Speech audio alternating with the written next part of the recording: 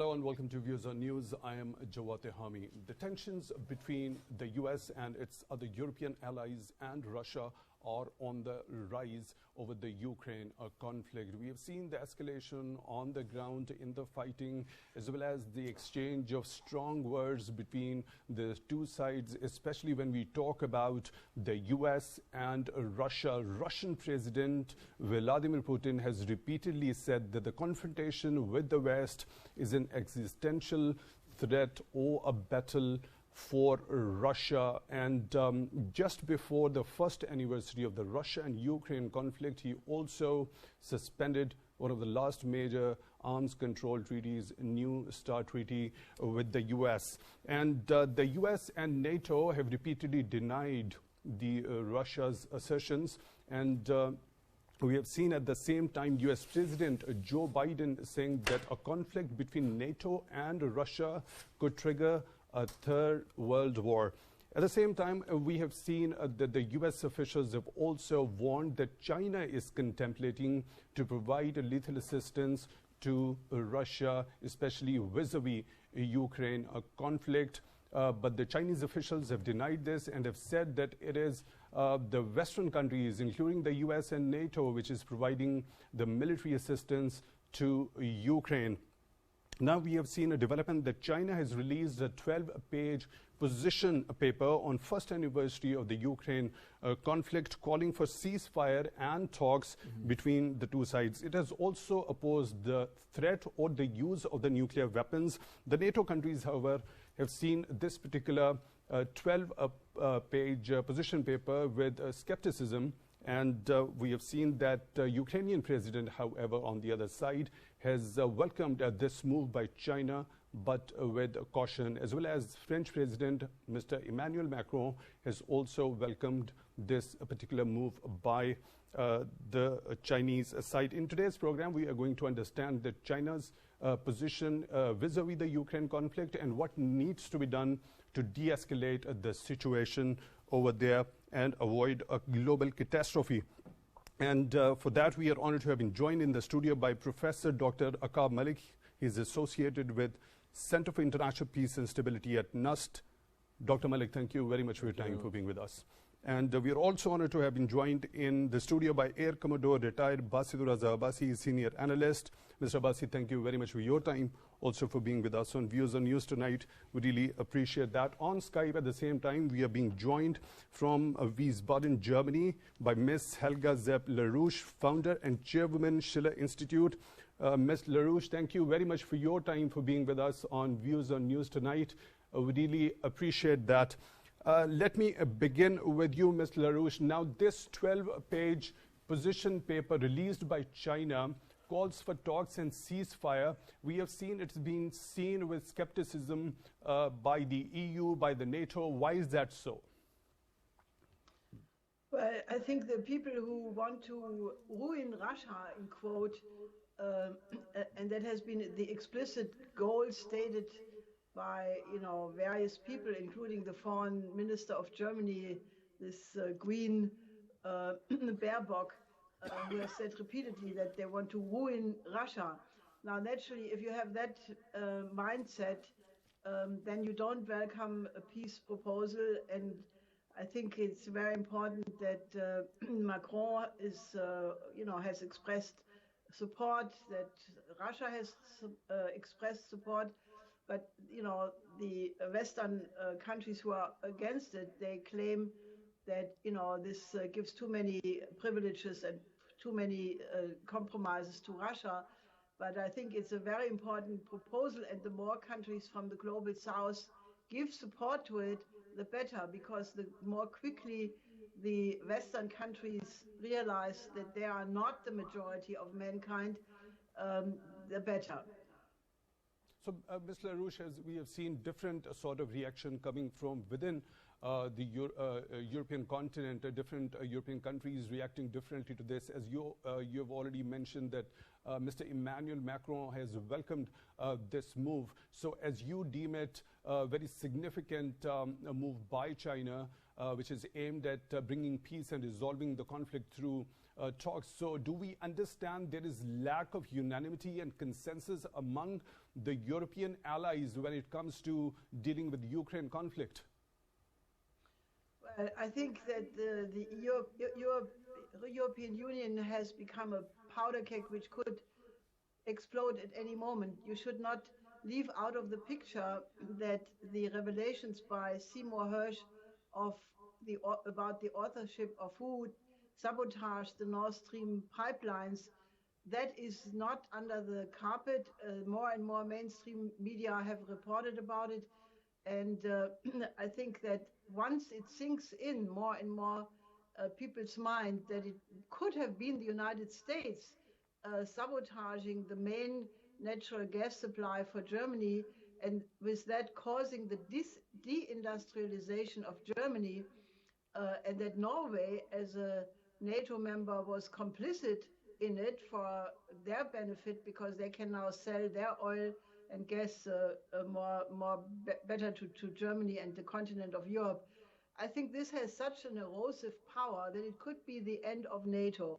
And I think Seymour Hersh has given a second interview to a Canadian website where he said that he compares it to the assassination of Archduke Ferdinand at the beginning of World War I.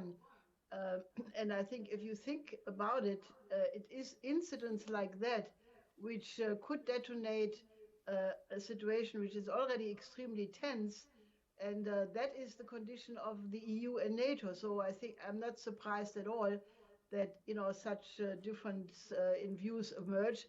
And you should not forget that there is a new phenomena, and that is that mass demonstrations for peace are now spreading all over the place. There was a very important one on the 19th of February in Washington, which was not so large in numbers, but it was important in terms of the quality of people, because it had a spectrum from right to left, everybody under one roof protesting the war.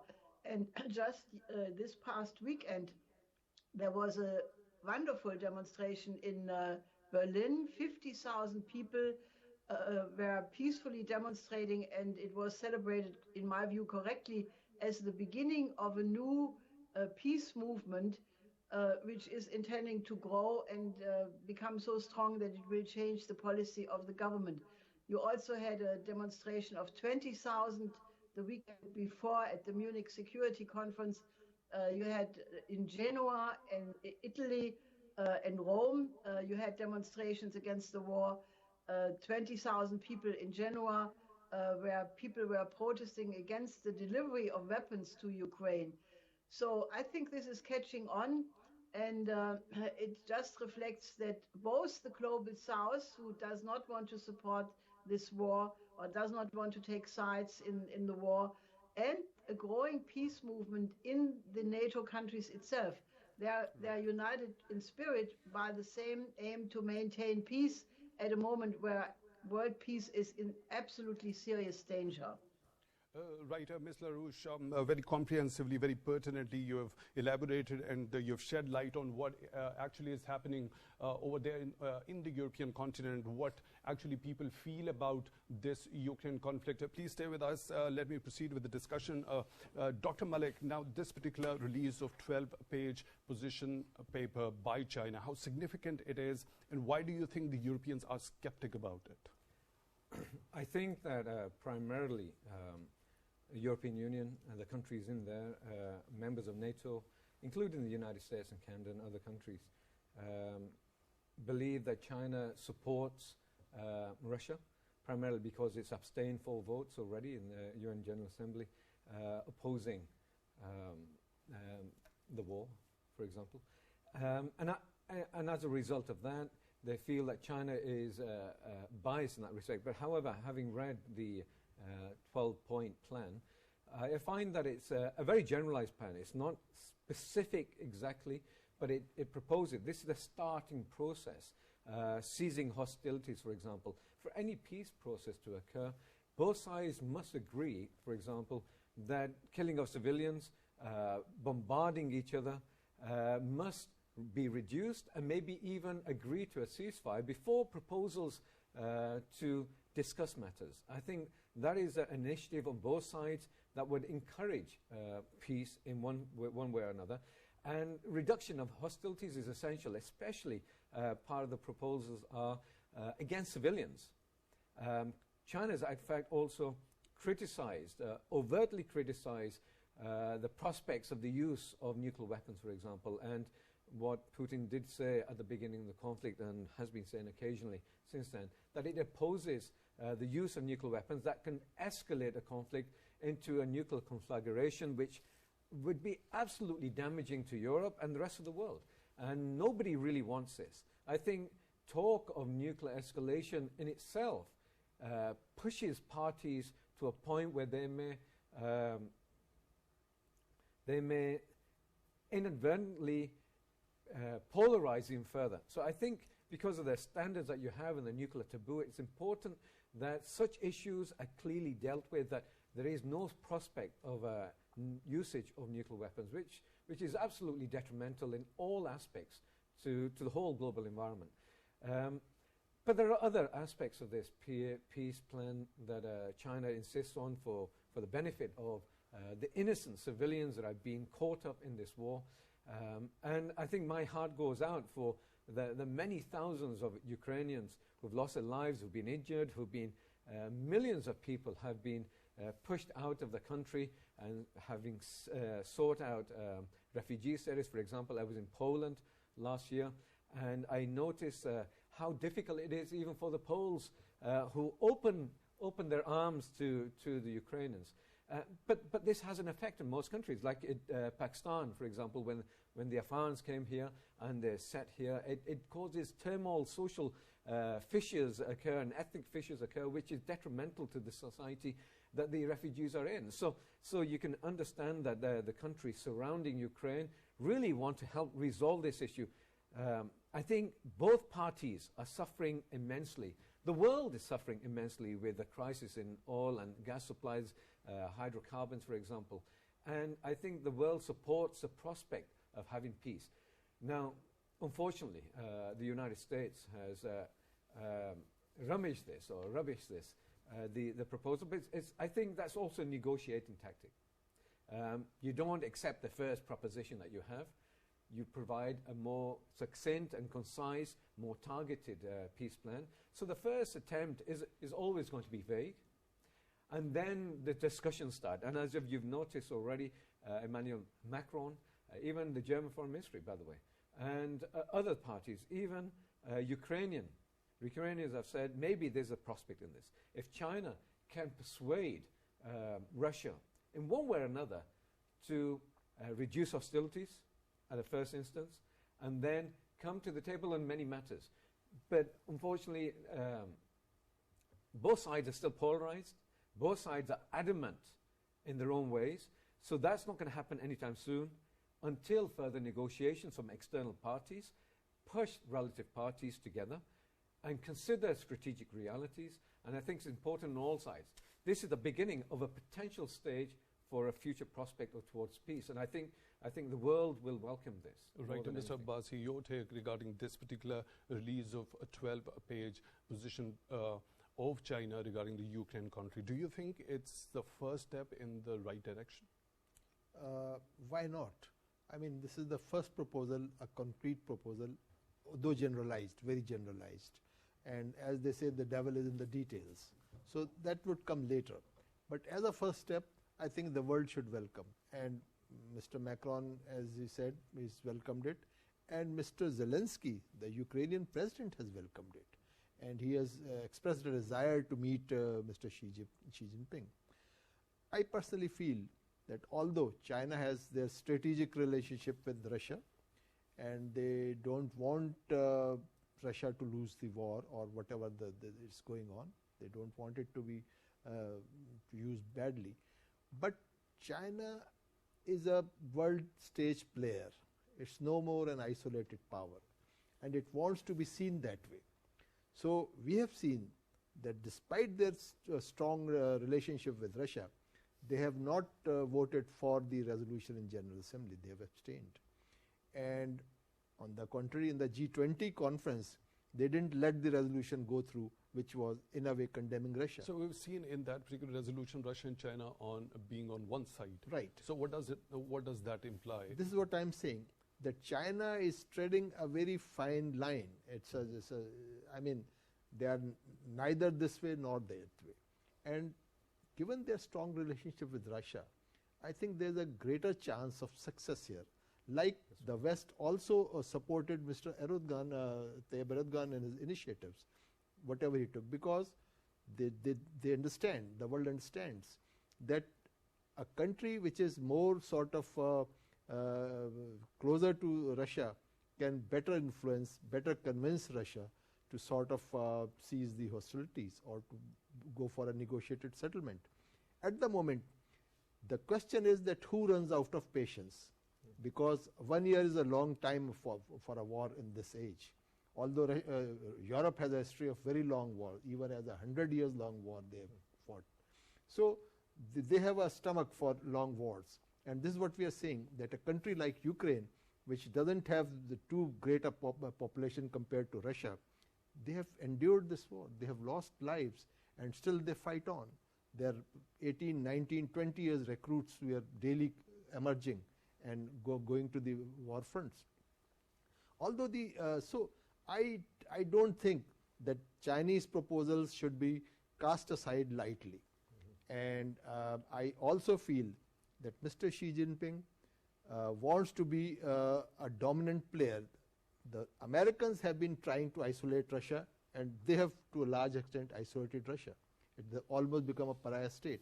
And that we saw in the General Assembly debate, that 147 countries supported the resolution and only 7 opposed it. So you can see the divide of the world. It's not only NATO, it's not Europe, it's the world consensus there. And the countries, I mean, abstention was, China was also abstained. So this is sort of, to me, it's a mark of statesmanship, that you have your friends and you have your principles, and you create a fine balance between them. And so far, China seems to be maintaining that balance. So that pretty much establishes the neutrality also? You look, they have not given any lethal arms. They have not given weapons to Russia. They may have supported in terms of money and other resources. Their products they're providing the products which West is not giving them. That kind of support they are giving. But no military hardware has yet gone into Russia from China. Right. So these are the points which you see that they are maintaining a neutrality despite their very close relationship with Russians. So this sort of, as an optimist, I see a chance of success. And what is against it is because the NATO countries led by America, they see that they seem to have an upper hand at the moment, because the Russians have not made significant advantage after the initial capture of the territory which they did.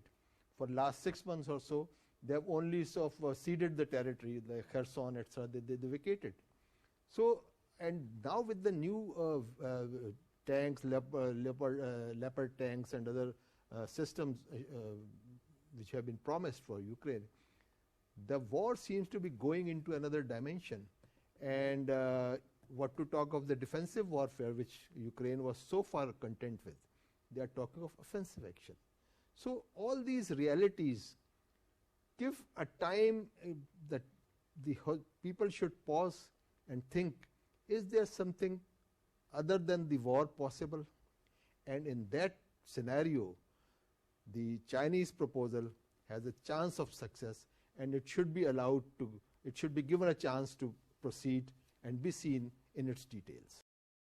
Should be concerned regarding the increasing leadership role of China when we see the expression of desire by various presidents to meet President Xi Jinping. I think that since the United States named China as a strategic competitor, there's been a high degree of polarization between the country. We had the trade war, especially under Trump, for example. Things have dissipated a little bit in that respect. But the fear is from the United States that a global competitor a global challenger to its own hegemony, for example, around the world, is on the surface. And China wants to influence the rest of the world. There is no doubt. In fact, membership in the World Bank and the seats that it had were contested for many years and not allowed for China for many years until recently. And as a result, China feels that it's increasing economic power, the military power that it has, strategic power, relationships with the countries around it, that it's playing a larger part. Originally, it did not want to play a larger part, but now I think it feels that it wants to play a larger part in a global environment to influence different countries towards, no doubt, its own strategic interests, because Americans have been doing this for their own strategic interests. And they nurtured the world. They created a world and world economic system after the Second World War based upon what they wanted from the Bretton Woods institutions, for example. Now, I think there's a fear that China may not apply the standards that the US feels that it's been applying, but I think also the US has made many mistakes over the last 20 years, invasions of different countries, which have all led to failure, for example, in Afghanistan, in Iraq, in Libya, and Syria. So I think it's important for the United States to understand also that there are other countries that exist in the world that have a share and would like to use their share of global power to influence. But it's also that understanding that they, because of the Western democratic system, we've got to appreciate also that in large part, China is just one country. The global economic political system that we have is supported by many countries, many Western nations. So I don't understand the fear a lot of these countries have that China would overtake, because it cannot. The global political, strategic, and economic power of the West is far outweighing, for a long time to come, China. And I think that fear is more aggravated now because there is, and there has been, a certain decline in American power over the world over the last couple of decades, and before that. There's a recognition that this is the case in the United States. So there are parties who want to maintain that global power, and that's part of the global politics between the country, the geostrategic positioning to prevent China from coming out too fast whilst America is declining. And I think there's a need to grasp, but there's also this. 500 years of European, Western colonization of Asia and Africa and Latin America is coming to an end. We have to recognize that the rest of the world does exist. And as our guest on Skype indicated, that the global South wants its part also. And for better or for worse, and whatever anybody may think about China, the fact of the matter is China was colonized. China was humiliated for 150 years. So China is party to the global South and is a leader for the global South as far as many other countries are concerned. And this is one of those fears that China may come to rise and take a revenge, but I don't think that's going to occur. I think there's a feeling that in the West that China may produce reprisals, but I don't think that's the case, primarily because China has achieved its success in state capitalism because it joined the global economic system. It will not want to change it drastically. There may be some maneuvering or influencing here or there for it to play a part, a larger part, which is recognized because of the population, the economic system that it has, the wealth that it is creating around the world. In fact, it's created so much wealth for the rest of the population in the global South. With Chinese goods, mass-produced at much lower cost, much of the world is now improving in many different ways. So I think that's important to recognize that China has a large part to play. So does the rest of the world, the Western world. European Union is a massive bloc once it gets its act together. And hopefully Britain goes back into it, which will occur, there's no doubt in my mind. But I think this global competition comes to only one aspect in the long-term future, that we have to recognize that we are only one species. And then if we destroy each other, there's nothing left. And there's so many attempts by others to reconcile this. There are many initiatives on the way, and the unification of global environment is going to happen. And these crises allow us to understand one thing more important than anything else. One small fault by a nuclear weapon release or an escalation to nuclear war will destroy everything, and nobody wants this. Dr. Malik, I'll come to this point of the threat of use of nuclear weapons also. Mr. Abbasi, has China become a magnet for the world countries when it comes to its leadership role and influence? China as century has certainly come a long way, and many countries recognize China's leadership. And its influence in the world affairs is constantly increasing and at a gigantic pace, not a slow pace. So this is what America sees a threat, because America has always seen itself as the leader of the free world, and now that position is being challenged, and that's why the focus of America has shifted from Russia to China. And he's very rightly pointed out that it has been declared as the greatest opponent for the Americans. In soft words, they have coined the term. But the fact remains that the China's progress and its influence in the world affairs is increasing. And I fully agree with this point that China would not like to upend the existing system, because China is the greatest beneficiary of this system. America is losing grounds and China is gaining grounds.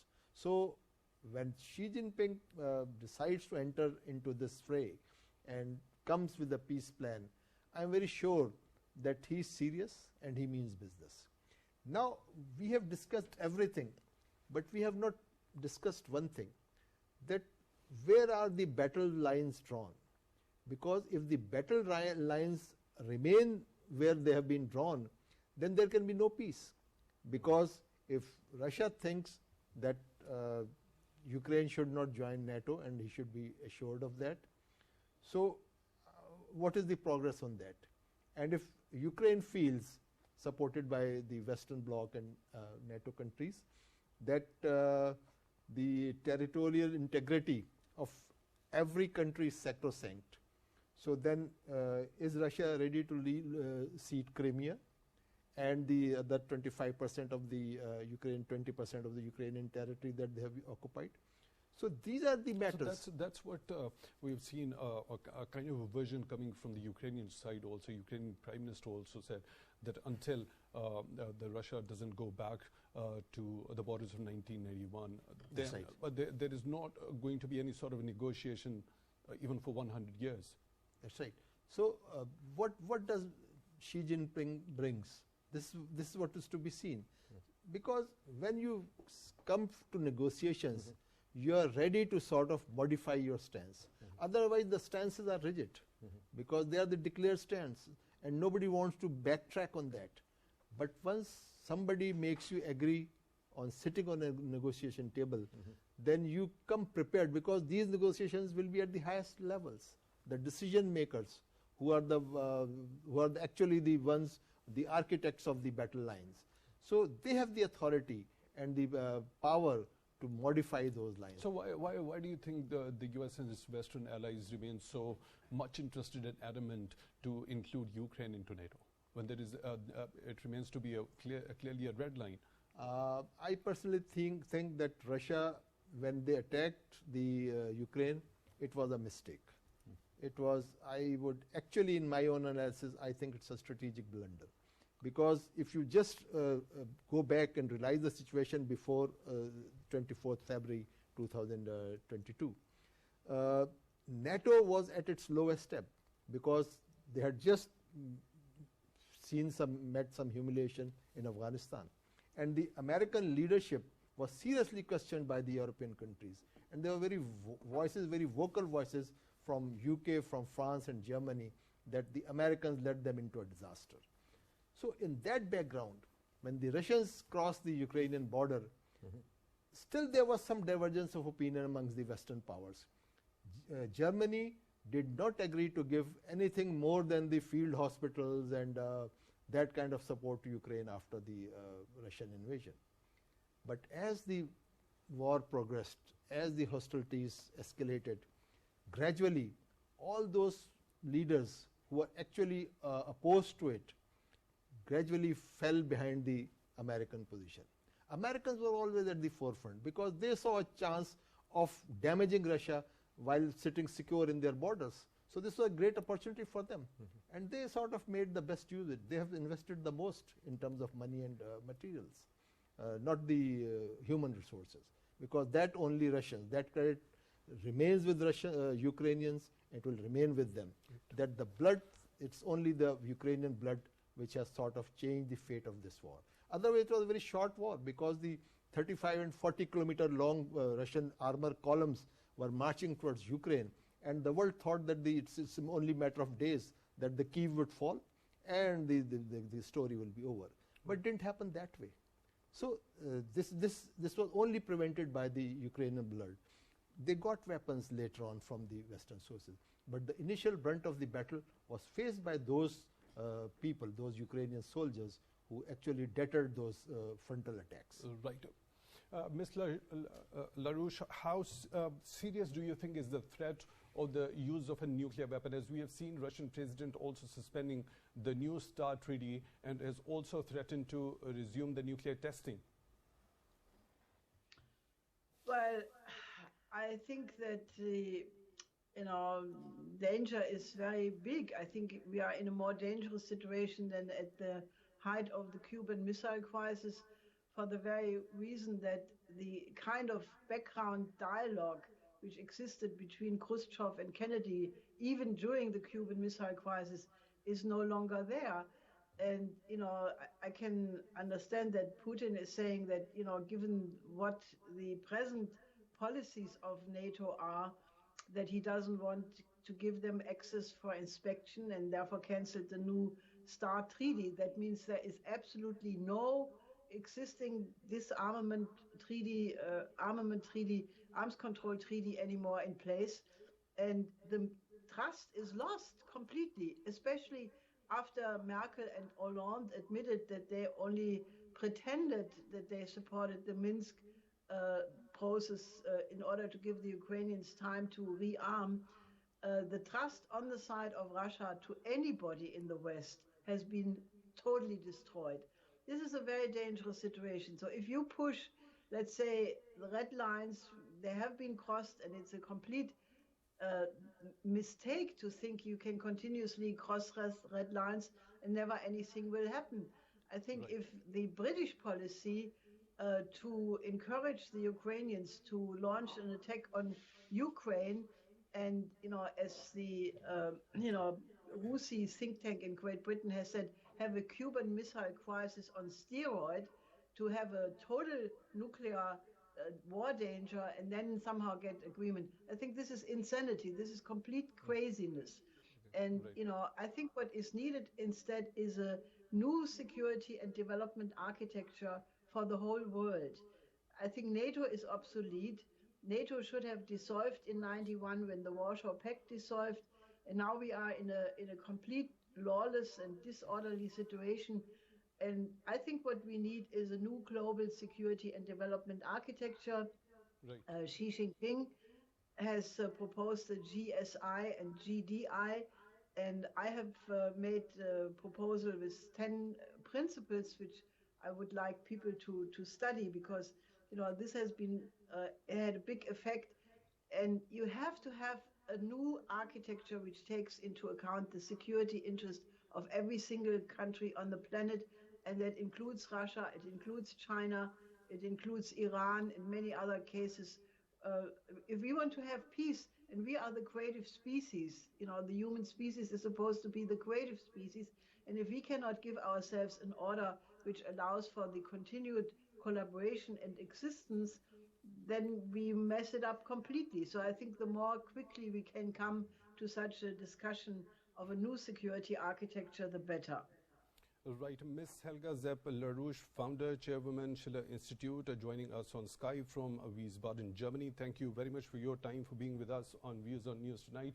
We really appreciate that. In the studio, we were joined by Professor Dr. Auqaab Alizai, associated with Center for International Peace and Stability at NUS. Thank you very much for your time also. And Mr. Air Commodore, retired Basit Raza Abbasi, senior analyst. Mr. Abbasi, thank you very much for your time, also for being with us on Views on News tonight. With that, we come to the end of today's show. Till the next one, take good care of yourselves.